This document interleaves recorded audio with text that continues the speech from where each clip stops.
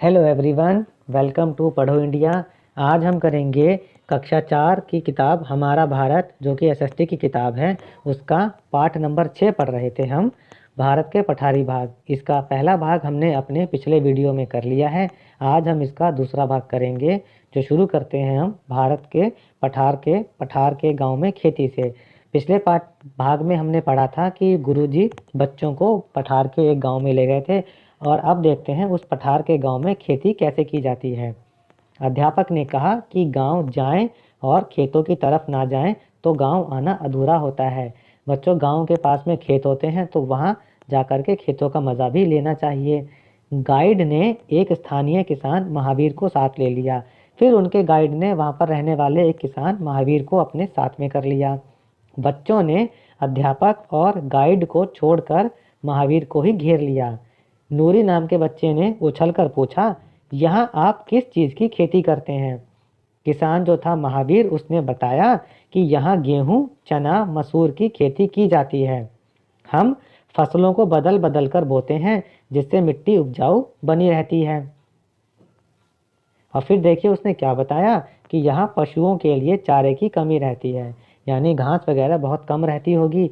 इसलिए यहाँ के किसान बड़े पैमाने पर पशुपालन नहीं करते, केवल अपने घरेलू उपयोग के लिए ही पशु पालते हैं। किसान ने बताया कि यहाँ पर चारे और घास की कमी रहती है, इसलिए किसान लोग जो हैं वो ज़्यादा पशुओं को नहीं पालते, और जितने पशु पालते हैं वो केवल अपने घर के इस्तेमाल के लिए ही पाल लेते हैं, ताकि उनके घर में इस्तेमाल होने वाला दूध वगैरह उन पशुओं से मिल जाए। अब जो किसान महावीर है, उसने बच्चों को एक पेड़ के नीचे चबूतरे पर बैठाया और बताने लगे, पहले इन पठारी भागों पर बहुत घने जंगल थे। इसमें सांभर, चीतल, तेंदुए, शेर, रीछ आदि रहते थे। लेकिन फिर जंगल कटने से अब जंगली जानवर भी कम हो गए हैं। बच्चों, जंगल कटते रहे क्योंकि वहाँ पे हमें नए शहर बसाने थे, और जब जंगल कटते गए नए शहर बसते गए। जंगल कटने से फिर वहाँ पे जंगली जानवर भी कम हो गए। अब पहाड़ियों के बीच जंगलों में आदिवासी रहते हैं, और पहाड़ियों के बीच में जो जंगल हैं उसमें आदिवासी रहते हैं। आदिवासी वो लोग होते हैं जो जंगलों में रहकर ही अपना जीवन बिताते हैं। ये जंगलों से तेंदुपत्ता, शहद इकट्ठा करते हैं और पास के बाज़ारों में बेचते हैं। तेंदुपत्ता बीड़ी बनाने के काम आता है। जंगल से ही उनका जीवन यापन होता है, यानी उनकी रोजी रोटी, उनका जीवन जंगल से ही चलता है। आजकल सरकार जंगलों को काटने से बचा रही है, साथ ही नए पेड़ भी लगाए जा रहे हैं। इस काम में गांव वालों को भी रोजगार मिलता है। सरकार जब जंगल बचाने के लिए काम करती है, या ये कहती है कि हमें ज़्यादा से ज़्यादा पेड़ लगाने चाहिए, तो वहाँ के गांव के लोगों को भी कोई ना कोई काम मिल जाता है। अब आगे देखते हैं। बालमपुर में मकान स्थानीय रूप से मिलने वाली चीज़ों से बने हैं। वहाँ के लोग जो मकान बनाते हैं वो आसपास मिलने वाली चीज़ों से ही बना लेते हैं। गांव वाले पत्थर और मिट्टी से जोड़कर दीवारें बना लेते हैं।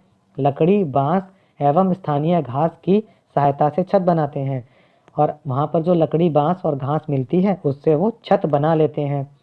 कुछ लोग छत को खपरैल यानी मिट्टी की टाइल, जो गांव वाले खुद बनाते हैं, उससे भी घर की छत बना लेते हैं। कई घरों में छत भी पत्थर के बड़े टुकड़ों से बना ली जाती है। पठारी भागों में पत्थर आसानी से मिल जाते हैं, क्योंकि चट्टानी इलाका है तो वहाँ पत्थर आराम से मिल जाएंगे।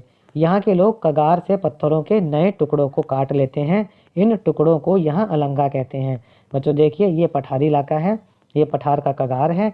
यहाँ के पत्थरों को काट लेते हैं और इन्हीं टुकड़ों को फिर अलंगा कहा जाता है। यातायात के साधन के रूप में यहाँ बैलगाड़ी और छोटे छोटे मोटर वाहन चलते हैं।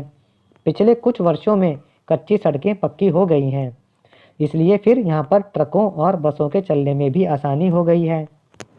बच्चों ने पूछा, काका क्या इधर के सभी गांव ऐसे ही हैं?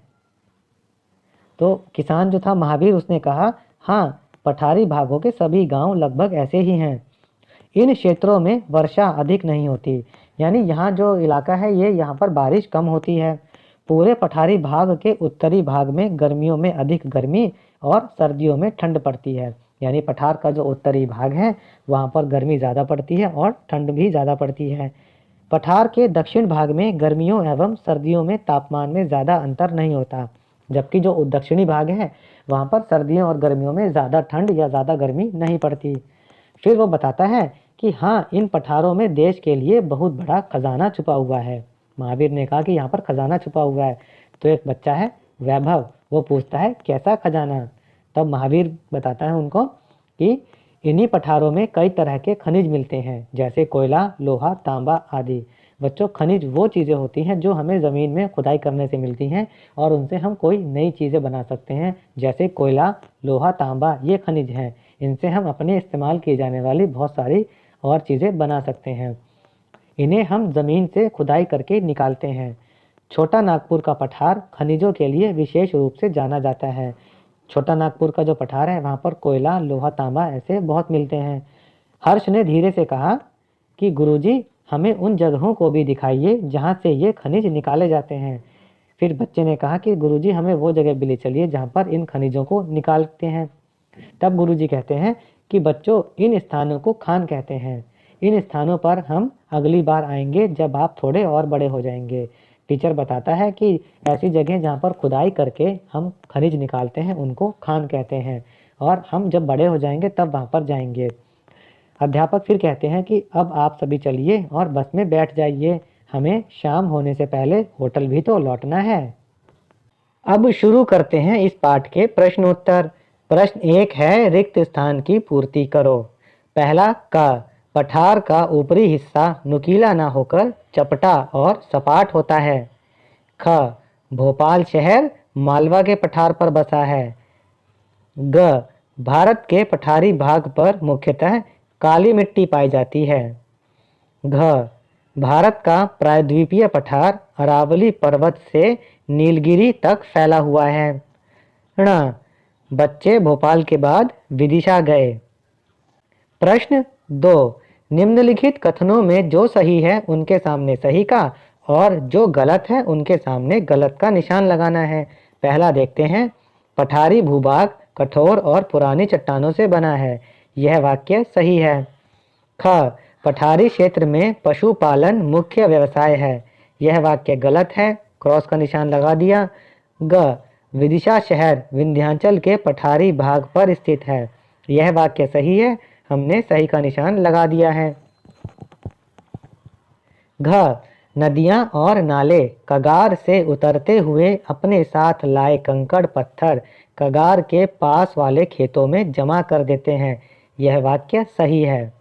ण, पठारी क्षेत्रों में कुएं आसानी से खोदे जा सकते हैं। यह वाक्य गलत है, क्योंकि पठारी क्षेत्र चट्टानी होते हैं और वहां पर कुएं खोदना बहुत मुश्किल होता है। आते हैं प्रश्न 3 पर। निम्नलिखित प्रश्नों के उत्तर संक्षेप में दीजिए। क, भारत के किन्हीं 2 पठारों के नाम लिखिए। भारत के 2 पठार हैं, मालवा का पठार और दक्कन का पठार। ख, देखिए, पठारी भागों में मुख्यतः किन फसलों की खेती की जाती है। उत्तर में लिखेंगे, पठारी भागों में मुख्यतः गेहूं, चना, मसूर की खेती की जाती है। ग, प्रश्न देखिए, पठारी भागों में कुएं की खुदाई मुश्किल क्यों है। इसका उत्तर है, पठारी भागों में कुएं की खुदाई मुश्किल इसलिए है क्योंकि यहाँ कठोर चट्टानें होती हैं और पानी भी बहुत गहराई में मिलता है। प्रश्न घ, देखिए, कगार से नीचे बहती नदियों पर बांध बनाने से क्या लाभ है। उत्तर लिखेंगे, कगार से नीचे बहती नदियों पर बांध बनाने से 2 लाभ होते हैं। एक, लोगों को सिंचाई के लिए पानी मिल जाता है, और 2, नदी के साथ आए कंकड़ पत्थर बालू कण खेत तक नहीं पहुंच पाते और खेत खराब होने से बच जाते हैं।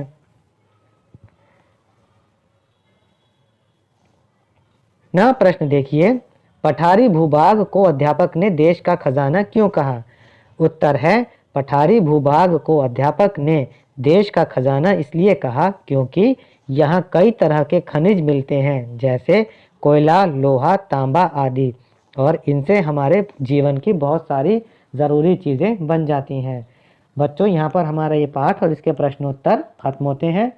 बने रहें हमारे साथ हमारे चैनल पढ़ो इंडिया पर, ताकि आप अन्य विषयों के पाठ के प्रश्न उत्तर भी कर सकें।